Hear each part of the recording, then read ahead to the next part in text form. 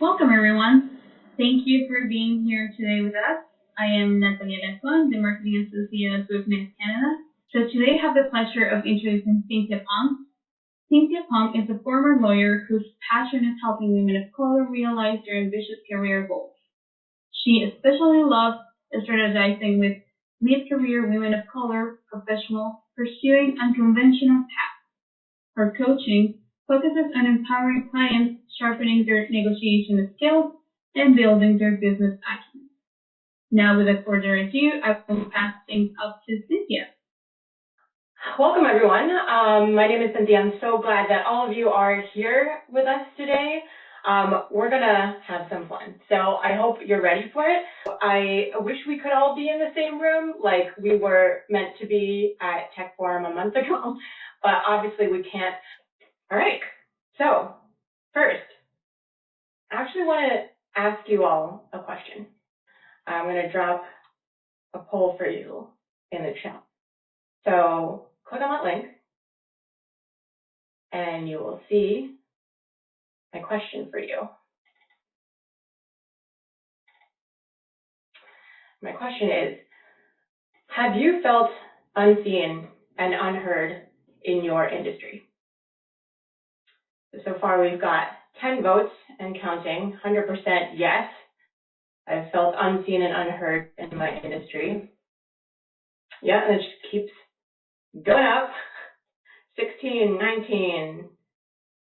Okay, we've got one vote for no, which gives us some hope. Another way is possible. 20 votes so far, 95% feeling unseen and unheard in your industry.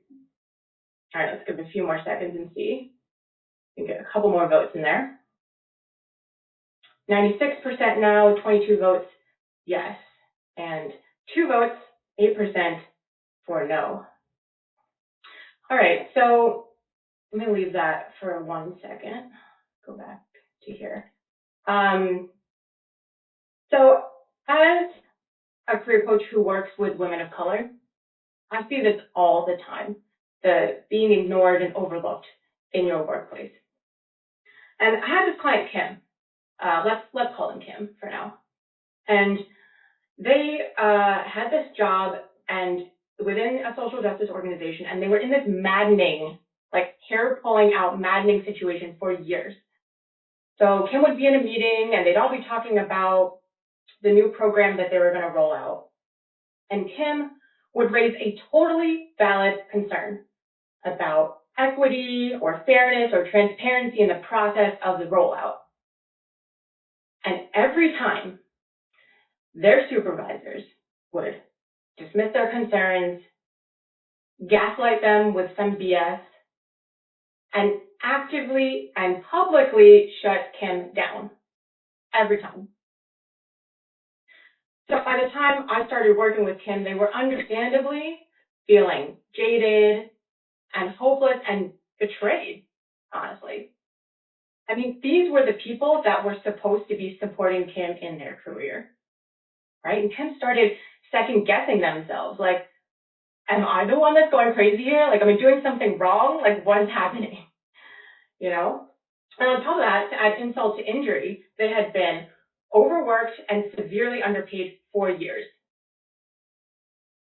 So Kim genuinely felt like they were totally out of options and at the end of the road, not only at that organization, but also in their career. So if you're here today, you probably find that a little familiar. Maybe you've witnessed it happening to other people around you, or you've experienced it yourself. And I think that we can all agree that those kind of experiences are incredibly demoralizing. But I do what I do, and I'm here today because I firmly believe that your ideas, your perspective, and your lived experience deserve to be included at every single level of decision-making in publishing. And because we need you at every single level, to be shaping the future of publishing, because we need to be making sure that we're including as diverse a set of authors as possible right? Because those are the people telling the stories and bringing the points of view that our communities need. Representation matters. But our voices won't be heard unless we can make them heard. Which is why we're here today. And I want you to leave this webinar with 3 things, right? A deeper appreciation for your skills and your accomplishments, clarity on what you want your impact to be within the publishing industry, and some key tools and strategies to help you get where you want to go in your career, to increase your visibility, to maximize the impact that you can make. All right, so we're going to get right into it. So the fillable PDF that's been linked in the chat, please open up that now. If you haven't had a chance to click it and download it, you can do that. You'll be able to type right into it. So what is this? We're going to talk about what you bring to the table, right? Anyway, so look at that document. It is obviously a running list of your accomplishments. Based on the title, I'm sure you can tell. So sometimes my clients get intimidated by the word accomplishments because they feel like it has to be all these big achievements, like I got a raise or I got a promotion. Those things are great. But for this, I want you to, in addition to including those, also focus on the day-to-day stuff that you're doing. All right, so for example, one of them could be 15 minutes working on something I was doing, or attended a webinar, or put myself out there and volunteered for something at a webinar. And that is called foreshadowing, my friends. For these self-quarantine times, maybe your writing list says something like, took a shower, moved my body and did some stretching, or took a break from my phone and read a book. All right, so notice how all those examples were things that you did and that were completely within your control, right? No one was making a decision. No one was giving you praise or accolades or giving you anything in those, right? That was stuff you did. So instead of saying, for example, I got the grant that I applied for, you would say, I spent X number of hours working on one of my best grant applications ever. All right? So I'm going to give you a little bit of time to put some accomplishments in your list if you haven't already. Do at least 3. I'm going to give you a little bit of time.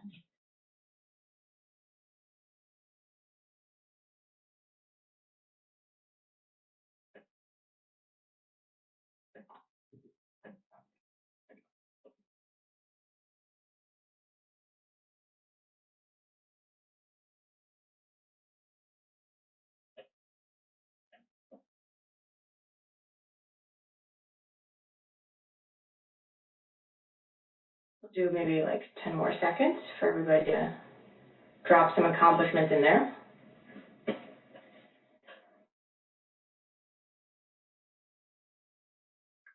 Okay, so let's hear some. Let me know in the chat if you would like to share so that we can celebrate you and applaud your accomplishments. And I can unmute you and you can tell us what your accomplishments were. And if you're watching the replay of this later on, tell a friend or a loved one 3 of the accomplishments that you wrote down. Oh, viewer number 22. Develop new content marketing strategy for our brand at work. Yes, I love it. Okay, let's give them some positive reinforcement in the chat. Viewer 42. I wrote a 3-part newsletter yesterday, and I'm working on some gratitude letters. Oh, this is so great. We want to share it. I'm working on some gratitude letters to colleagues because it's such a crazy time. Perfect. Ainsley, I wrote a press release for the first time. Congrats. Viewer 52 sought opportunities to publish that were not afforded to me and wrote with another Black, Indigenous, person of color, and am now being published. Yes, this is a public health article. Laya, thank you. SH, eating a salad, worked out for 10 minutes and used weights. Yes. Okay. Adrina, try to do yoga every day, and I miss some days, but I feel very good on those days that I do even 20 minutes. 20 minutes is a lot, yeah. And Heather, started my own company. Oh, I love these, beautiful. So, and I had a super successful first year on my own. Okay, I'm gonna let you all continue to do those and keep, the positive reinforcements enforcement for each other going in the chat, as I tell you the next thing that you're going to do to be clear on what you bring to the table, all right, and be able to appreciate that. So the second thing you're going to do is display your diplomas and your certificates, all right? It sounds very simple and maybe kind of like stupid, but it's actually really important. And, you know, we're all on like these video conferences right now. And if you are showing your camera, your video, then you can put up your diplomas and your certificates behind you, or you can take a picture of them and make it like your virtual background. Obviously, this is a do as I say, not as I do situation, because I've really clearly committed to the decals and the art behind me. But let me tell you why it's important to display your diplomas and certificates, right? Okay, straight white men do it all the time. That's basically the reason why, right? And I'm willing to bet that all of you worked at least twice as hard to get those diplomas and get those certificates and earn them than those straight white men. So please, please be proud of what you did and everything you had to put in and the effort and the sacrifice to get those. Let people know. And if you don't want to take my word for it, we can all listen to Dr. Paloma Beamer, who's a Chicana professor, who says, when you're already the elephant in the room, you want to do as much as you can to draw attention away from yourself, even if that means not highlighting your own accomplishments. Professional, successful women, and particularly women of color, have the responsibility to be more vocal about our accomplishments so that girls feel empowered to become the thought makers and scientists of tomorrow. So, like, I get it. You know, you already feel maybe like you're the only one. You know, you're the only Black, Indigenous person of color in the room. You're the only queer person in the room. You feel like you're representing for all of your people, right? And so maybe like all you want to do is like shrink into the corner and make yourself invisible already. But as Dr. Beamer is saying, like, we have actually even more of a responsibility to be proud of and own our accomplishments. Because if we want there to be a different future than what we were born into, we have to make that change. We have to normalize that, owning and speaking and being proud of our accomplishments so that the younger people looking up to us know that it's okay. So I'll send you the link to this article. It's a very short read, but really good by Dr. Beamer afterwards in the materials. So I highly recommend that you check out the full article that Dr. Beamer wrote about why it's important to display your diplomas. Okay, so doing these two things, keeping the running list, you know, as you go, and displaying your diplomas, it's going to help you feel better and more deserving of where you are currently and why you deserve to get where you want to go in your career too. All right, and there's three things that especially the running list will help you with concretely. And one of them is that it's going to help you remember like all the things you've done, because our memory is fallible. You know, we're not our own best reporters. So a lot of times I'm working with clients and they're like, I never did this thing. But then we dig a little deeper and actually they've done it several times. They just forgot. So doing a running list and keeping it periodically, you never forget those things. Two, it's going to help you be proud of yourself and build your self-confidence. I know from a lot of you from when you registered and wrote like the things you wanted to work on and learn through this webinar is those tips and tricks to help build stronger self-confidence. So this is a really, really good way to do it. Because the list basically becomes evidence of how awesome you are and how much effort you've been putting in to various things. The third reason why the running list is helpful is because when you're updating your CVs or your resumes, online bios, your LinkedIn profile, want to just make it less of a drag. Because sometimes we think of that and we're like, oh, well, I don't know, what did I do last year? You know, what did I accomplish at that last job? I don't even remember. I blocked it out. It was so terrible, you know?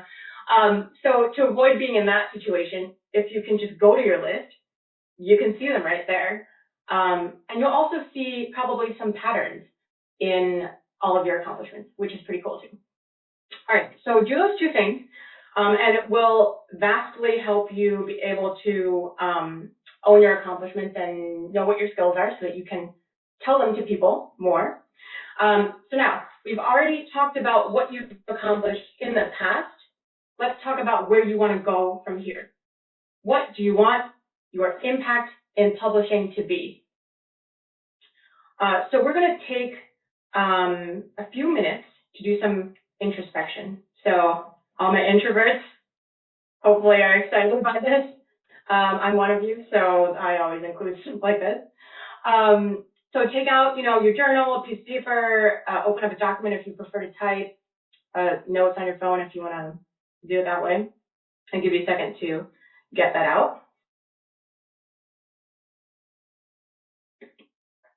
Okay, so this is what I want you to brainstorm and free write about. First question. What do I want my legacy to be? What do I want to be remembered for in 5, 10, 30 years? Think about that and see what you can write down for yourself. I'm going to give you 1 to 2 minutes.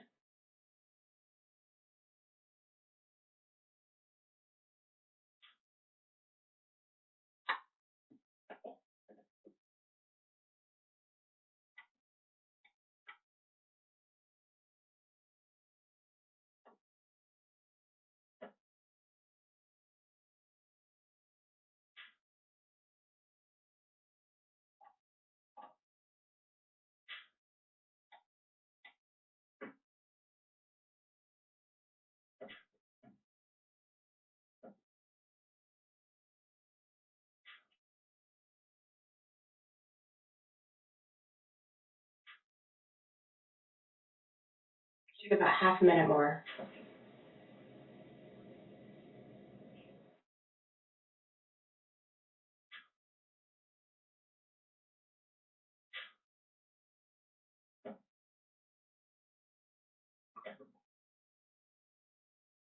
Okay, second set of questions. What impact do I want to have in the publishing industry? What changes do I want to see? What role do I want to play in making those changes a reality? Give you about 2 minutes for that one.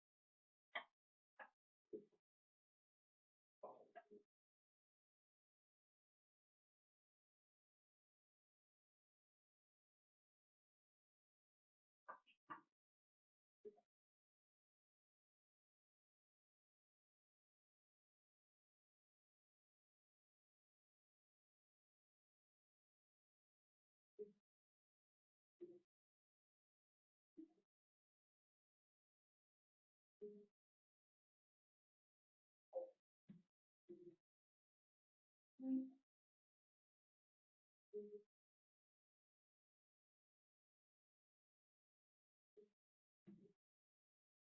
30 more seconds.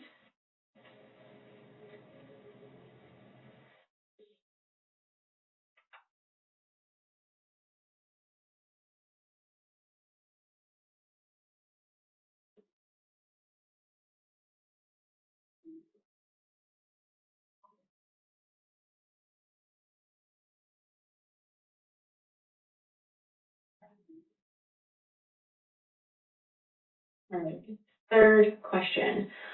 What do I need to do in the next 3 months to make those things happen? And listen, you don't have to have it all figured out right now. I'm not expecting you to have like a numbered, rank ordered list of to-dos.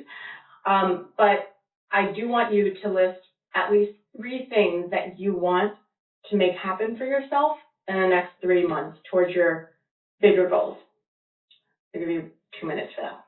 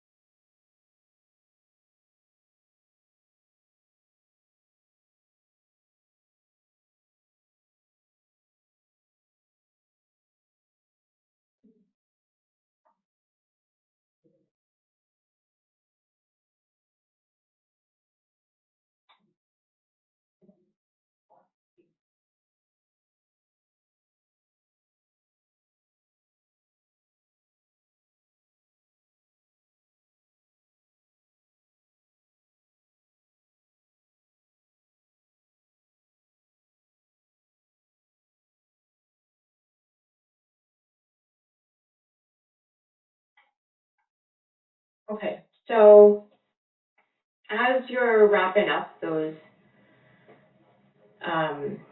writing about those big questions, let's see if anyone wants to share how that was for them.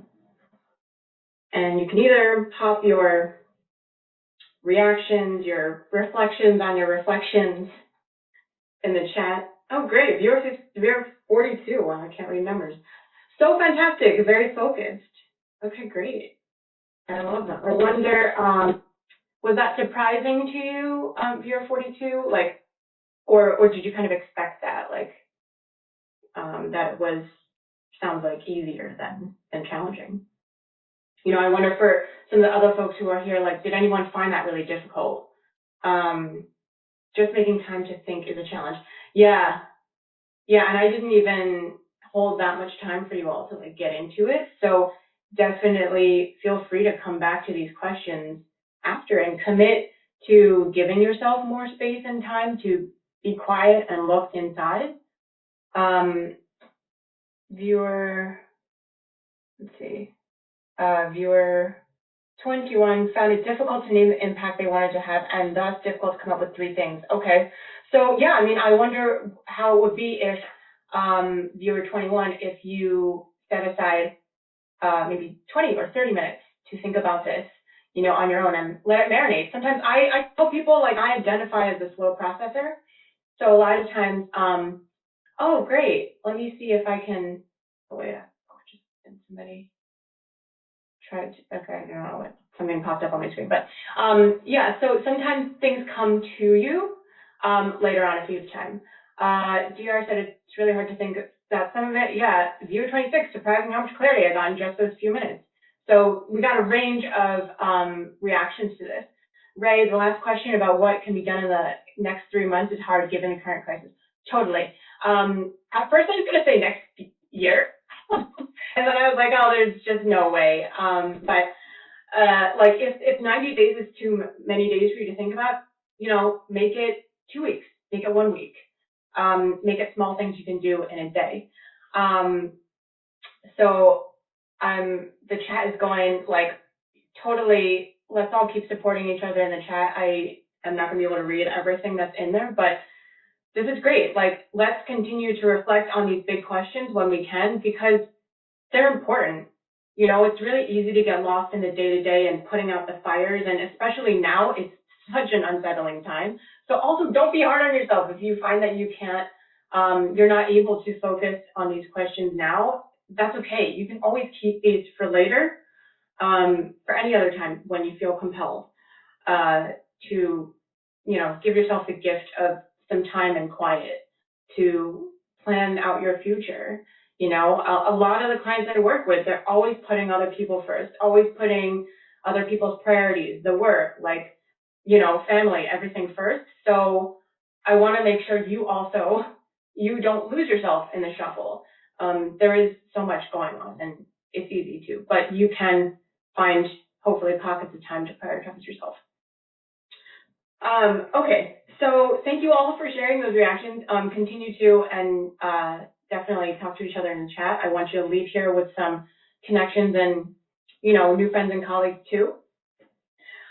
So we've talked about now, you know, what you bring to the table, where you want to go in your future, the legacy that you want to leave and the impact that you want to make. So let's talk concrete tools and strategies to help you make the impact that you want, increase your visibility in your field. Okay, so I'm going to give you 3 strategies. The first one is speak up more in meetings and in the first 10 minutes. So as I mentioned before, a lot of folks, when they signed up, mentioned wanting to build confidence, having some fear around speaking up, and also wanting to be seen as a leader. So a lot of us seemingly feel like, you know, even though we are doing what we're like supposed to be doing, other people are not treating us like the leader that we are. They aren't giving us that credit. They aren't giving us the space, all those things. So that's why I wanted to focus on this as the first tactic, because the best way to build confidence is to take action. The best way to be seen as a leader is to speak up. Not only in meetings, of course, we'll get to the other stuff later, but I want you to speak up more in group meetings because it will get easier over time and become more normalized for you. It also opens up space for other people who are Black, Indigenous, people of color, who are queer folks, who are more junior in their career. You doing it gives them permission to also do that and take that space.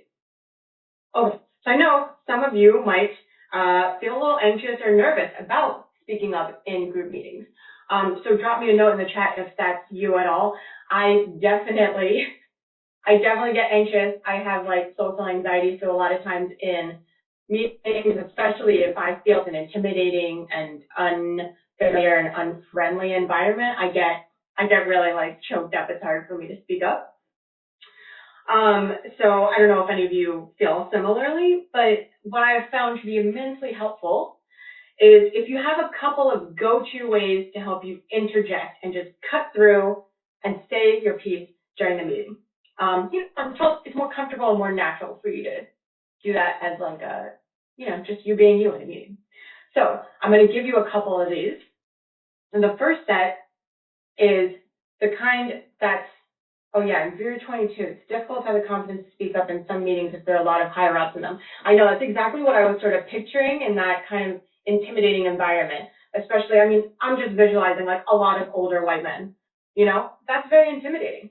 So, in any event, let me give you these ways to interject. So the first set is you make room for yourself. You say things like, excuse me, Rob, but what about our inclusion policy? Or, I'd like to jump in. We really need to make sure that we're not always hearing from the same voices. Or, if I may, I agree with Jen. Or, I'd like to add that what's great about this idea is that it really promotes literacy amongst communities for whom the rates have been lower historically. All right, so these are ways you can make space for yourself in that first 10 minutes of a meeting. And I purposefully wrote on the bottom of this slide, please try not to interject with an apology. I know we're socialized to over-apologize like so much, especially women of color. So please try not to do the, I'm sorry, but, or the, I'm really sorry to interrupt, but I just have to say, all that stuff kind of undermines what you're about to say. So please try not to start with the stuff piece unless it's absolutely strategic. Like you have tried other ways and this group simply will not hear you out unless you start with the apology. So that's my piece on like my pet peeve about starting with the sorry. Another set of ways you can interject is the pausing the agenda method. So before we move on, last year only one woman of color was included on the committee, so how can we make sure there are more this year? Or before we leave this topic, we have to address the budget. Or on that note, what about this other initiative?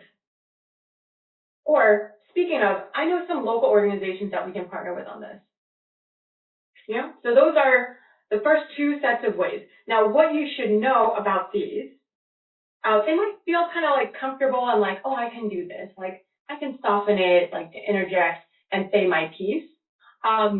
But please know that these type of prefaces also could get you interrupted more. So this I learned from a podcast that I'm going to tell you about in a little bit. But yeah, like it's been found that when women especially use these phrases, we tend to get cut off before we can say our piece. So be aware of that. That's why I'm giving you 3 and 4, the other ways to interject. So the third way is to use nonverbals. I've now been interrupted 5 times so far, so I would like to finish what I was saying.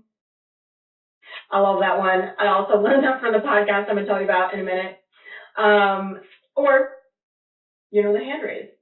I disagree with Bill. I think there's other ways that we could impact the bottom line and still publish more Black and brown authors. Also, I'm standing, but, you know, sitting up straight and leaning forward a bit. We need to expand our audiobook collection.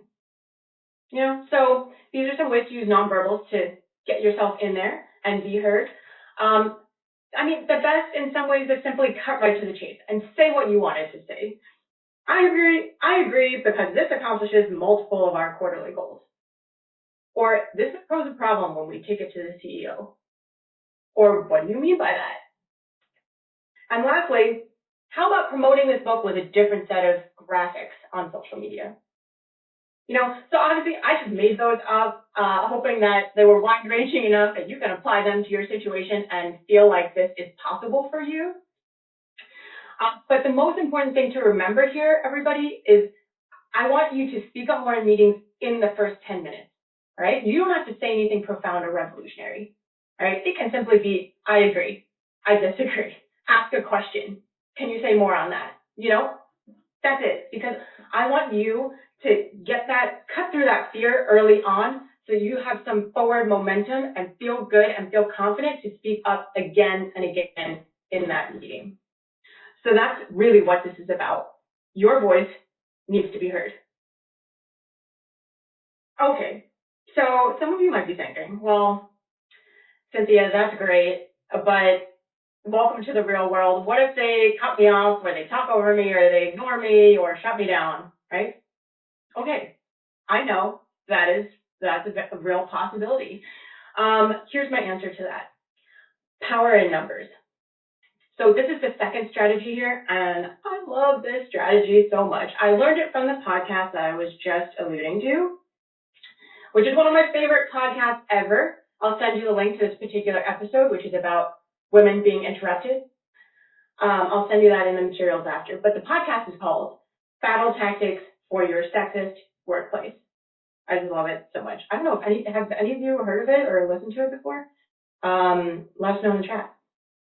Anyway, so I learned this strategy. They had brought on this expert named Keita Williams, and Keita shared this pre-meeting and amplification strategy. What am I talking about? Okay, so before the meeting, you identify your ally or allies, and you all get together and you have a pre-meeting. So you say to the ally or allies, listen, I want to bring this up at the meeting.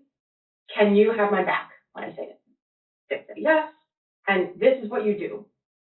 You say your part in the meeting, and then they repeat what you said, gave you credit for saying the thing you said, and then they add on to the meeting. They add on to what you had said. And then later on, you say what they had said, giving them credit again for what they said, and you add on again, right? So then you have amplified twice the thing you said the first time, and you're just making more space for yourself in the meeting, all right? So this is a way to combat the, big, what was it somebody said in here? Like the intimidating higher ups just kind of like trying to quash what one person is saying, all right? So this gets a little convoluted. I find it's helpful to hear a little demo. So I'm gonna need a volunteer to do a little fun role play with me.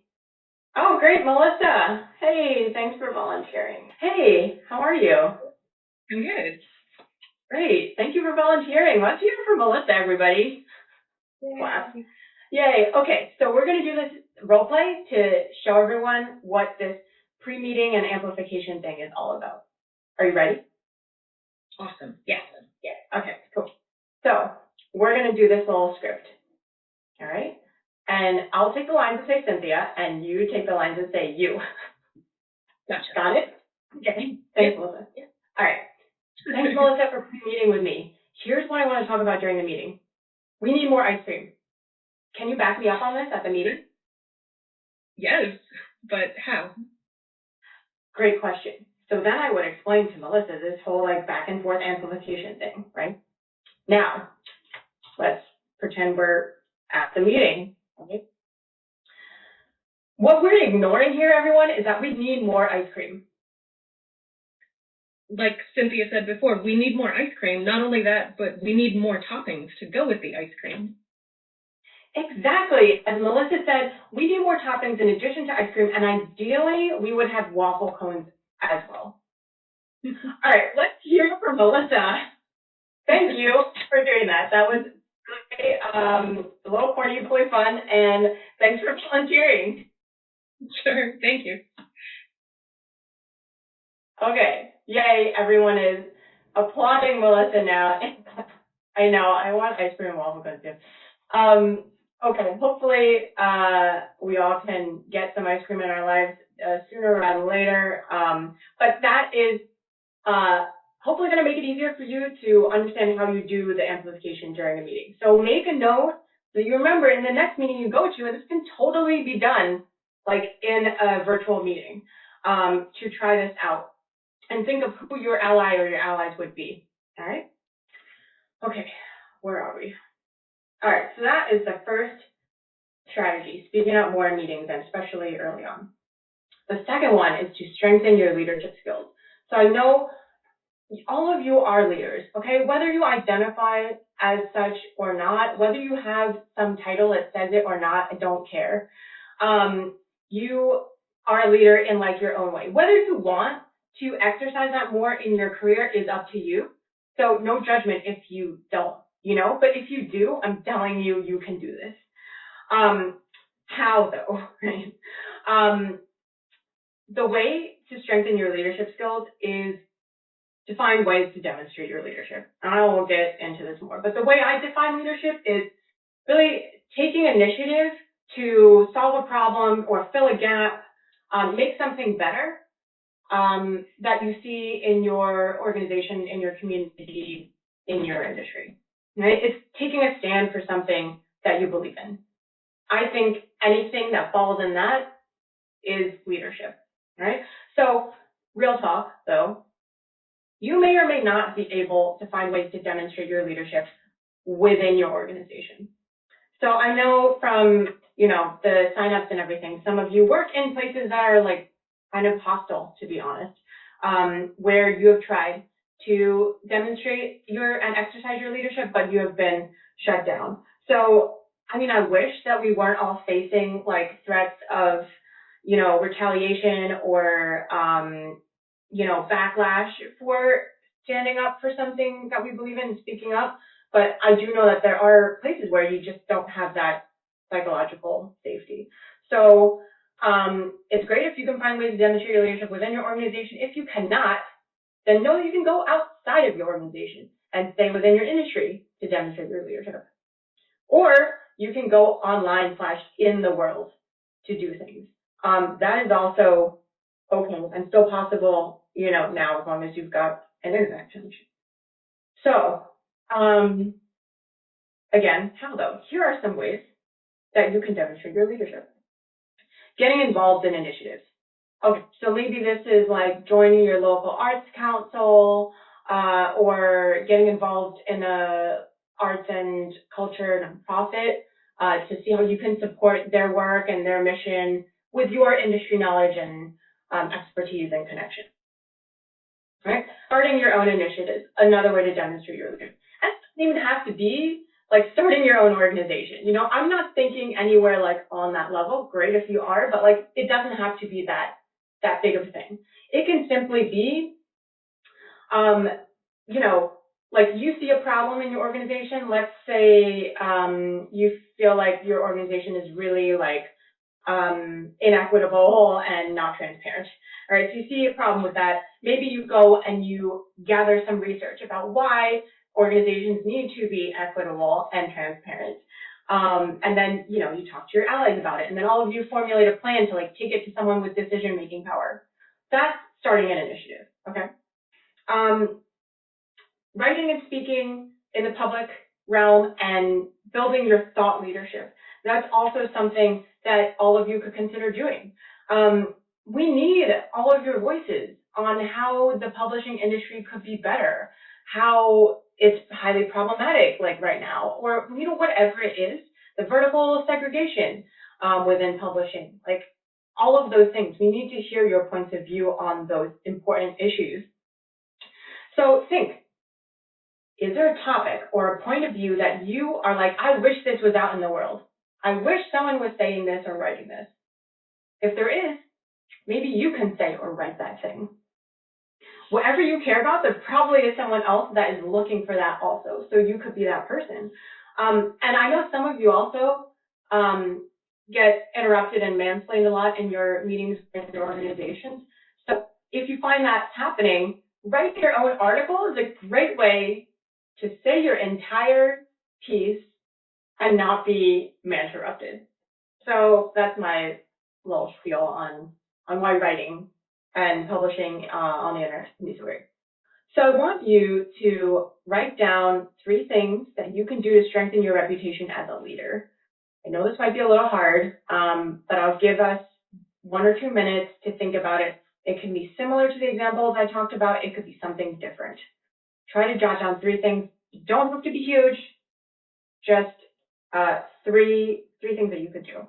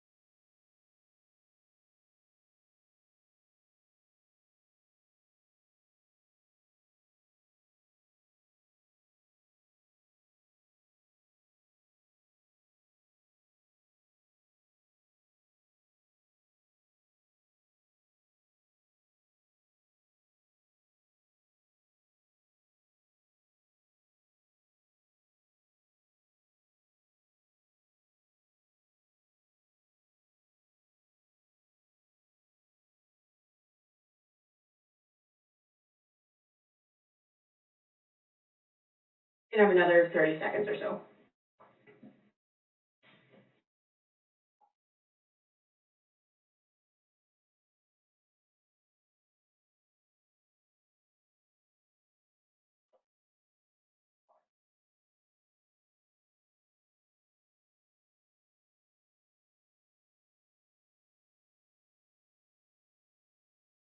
Okay, so feel free to share the things that you wrote down as ways you can strengthen your leadership so that we can all get inspired and get ideas from each other.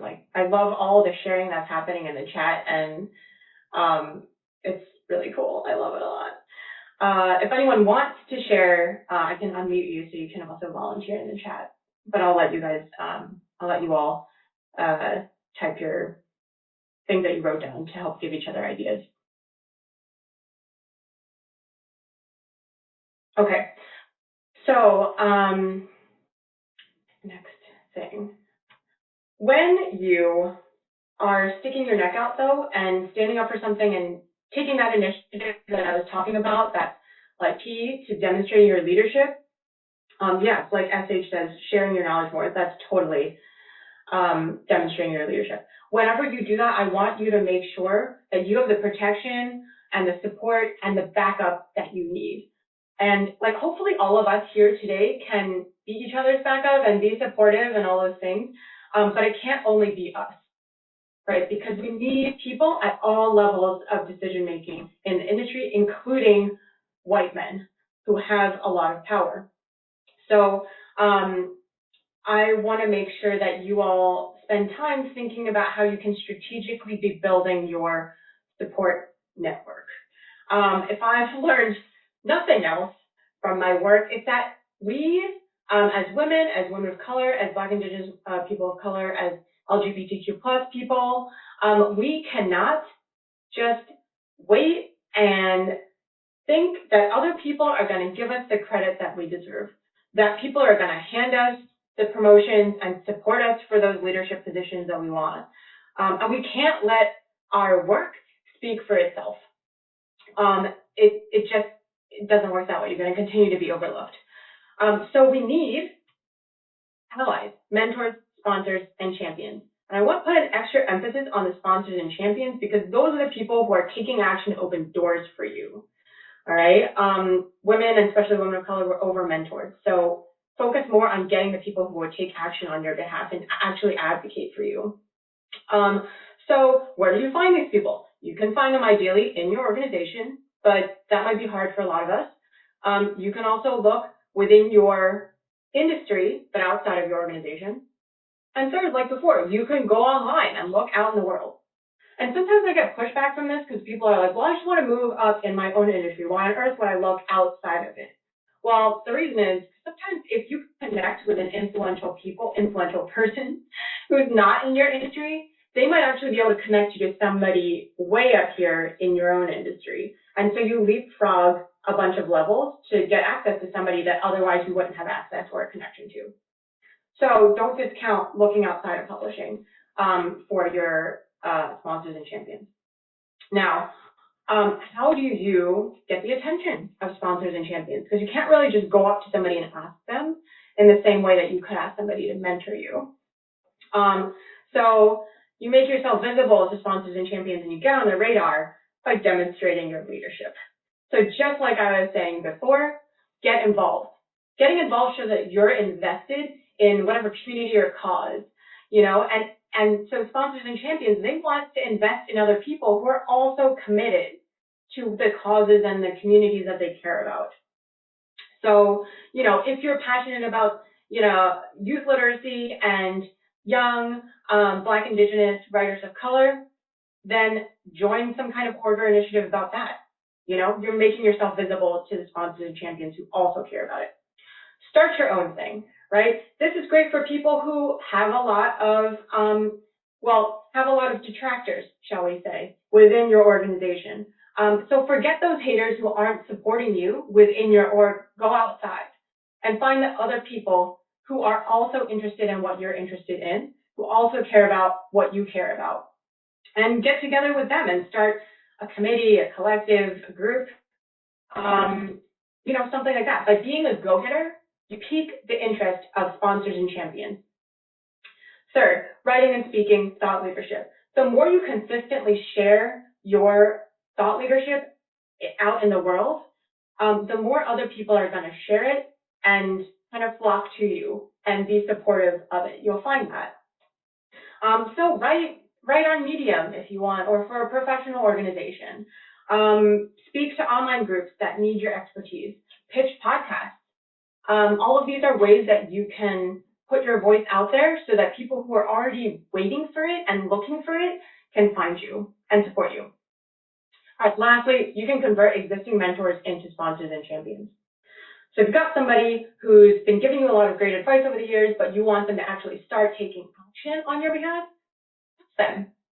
Like Leslie, thank you so much for supporting me over all these years. Your advice has been incredibly meaningful and helpful to me. I was wondering if you would be willing to make an introduction for me to this other person. Or I was wondering if you could ask the organization you're on the board of if I could be one of their speakers. Ask. The worst thing that happens is they say no, and then you kind of know where you stand with them.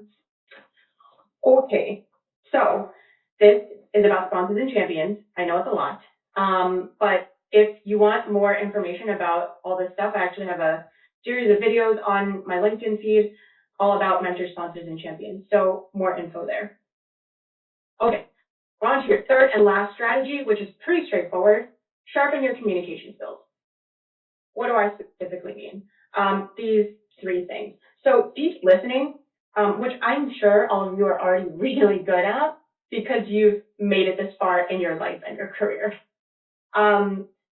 And I know, because you're not straight white men and you have made it this far, like, you're already good at reading between the lines and finding the subtext and things. But I put this here to kind of highlight for you, like, make sure that you're also making time to understand the underlying motivations, fears, emotions, goals for those white men or those people in your organization that are in your way or not treating you how you want to be treated. It's really hard to have empathy for them, but we have to be able to understand how things look and feel in their perspective so that you can frame whatever you're saying in a way that they can even hear and that they can understand and then care about. So this is a strategic thing that's hard for a lot of people, but if you already feel like your deep listening skills are really good, then this might be that advanced level that you're not ready for, is to think about how to do that with the people that you might view as like your enemies or people who are not supportive of you in your work. Okay, number 2, work on your nonverbal communication skills. So this is things like mirroring someone's body language, or adjusting the volume, cadence, and pace of your speaking to be more persuasive. These are things that are maybe easy when we're talking to like friends and stuff, but can be hard once we have a little bit of nerves. So I want you, with all of these tactics, to, like it says on the bottom, practice in your everyday, with your family, your roommates, your friends, either in person or remotely and virtually, so that it becomes second nature for you. And then when you are like a little bit higher energy in a more intimidating situation, you can still do these things. Okay, last one is to use negotiation techniques. So the best starting point for that I always recommend to people is, okay, there's a book at the bottom, I'll send you the link, there it is. Never Split the Difference is kind of the go-to book on negotiation that I recommend to people. And also there's this fascinating study about the intersectionality of negotiation called Race Matters for Women Leaders. And I'll send you that PDF after as well that you can read.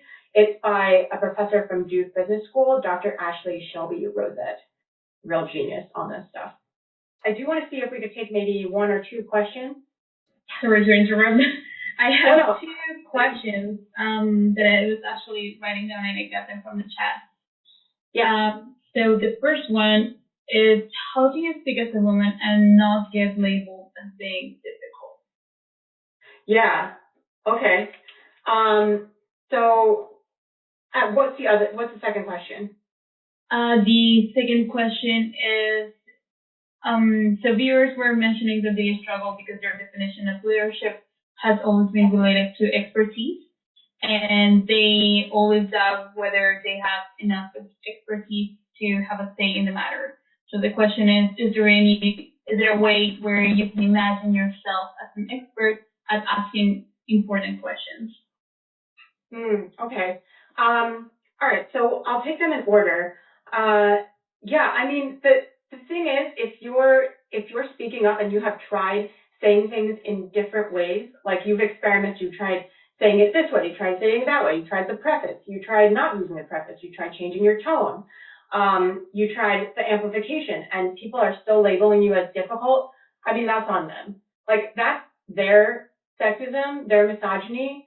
And to a certain extent, you cannot control for that. You could advocate, within either like HR or like another group or a diversity committee or something to have like anti-oppression training to try to help change that. But that's that other person. So I think your only responsibility is to try different ways to say the same thing and see if you can be heard and treated in another way. Like after a certain point, like you can't contort yourself anymore for somebody else. And I would urge you to like look for other avenues to find your people and to develop as a leader outside of there. Second question, all right, so you always have a right to, I'm glad, Ray. If you have additional questions, you can email me after and we can keep talking about it. The expertise question. So you always have a right to ask a question. The thing that we're told in grade school that we may not believe is like, there's no such thing as a stupid question. So yeah, like if you have that question, someone else probably is wondering it. So be the, step up and push yourself up to that edge of your comfort zone to voice that, and it will help the other person too. And then in terms of doubting your expertise, it's hard to say in the abstract because there may be more that you could do to develop your expertise, but like you do already know a lot. So do that running list of accomplishments thing and like really maybe do it with a focus on that subject area or whatever it is. And you'll see like how much work have you done? How many papers have you read? Like, that type of thing, and just try to get a better understanding of realistically. You probably know like 10x more than what you may think. And you deserve to ask the question. Like, think about how many dumb questions are asked by like mediocre white men. Okay, ask the question. All right, so I know we're at 2 o'clock. I was gonna do this visualization with you all, but I think we have to skip it. But you can do this later. I'll give you an instruction, which is just like if you do what you have learned from today, where will you be in 5 years? And write that down. So one quick thing to keep you all accountable. If you could think of one action that you're going to take this week based on what you learned today, and think of an accountability buddy. So don't pick your friend who's an enabler. All right, pick your friend who's really good at follow-up, and we'll hold you to it. And then you text them this. Hi, friend. I hope you're doing okay. I want to ask you a favor. I'm in this workshop right now, and the facilitator is making me text you. Can you check in with me in 1 week on April 29th to make sure I've done X, like whatever thing you're going to do? Thank you. All right, so send that text. And I know I'm really rushing you all, but I want to thank you all. Yeah, mediocre white man, I know, D. Thank you all for being so amazing, for being like so active in the chat. I love it. I love it. I can't wait to see and hear and read about how all of you are being total game changers and trailblazers in publishing. If you want to stay in touch, I would love to keep hearing from you. So what you can do is, the best way is to get on my newsletter, which is the trajectory. You can use that QR code right there. I'm doing actually a bunch of giveaways every other week. So if you want to win some art and books by some really rad women of color, definitely sign up for the trajectory and look out for instructions on how to end every other week till the end of June. Also, I dole out a lot of free career advice on LinkedIn and Instagram, so you can find me there. And the last thing I want to tell you is my website is embracechange.nyc. If you want a COVID-19 specific career guide, you can download those for free. Those are like 15, 16-page free downloadables for career changers, job seekers. Entrepreneur one is coming soon. So please do that. If you have friends you think would like this, have them watch the on-demand version. Thank you so much. I wish I could have been in person with you all, but thank you so much for your energy and for the chat. Everything you dropped in the chat, you all have been great. Hope we stay in touch. Perfect. Cynthia, well, thank you so much for sharing your knowledge and expertise with us. And thank you to everyone who joined us today. Have a great afternoon.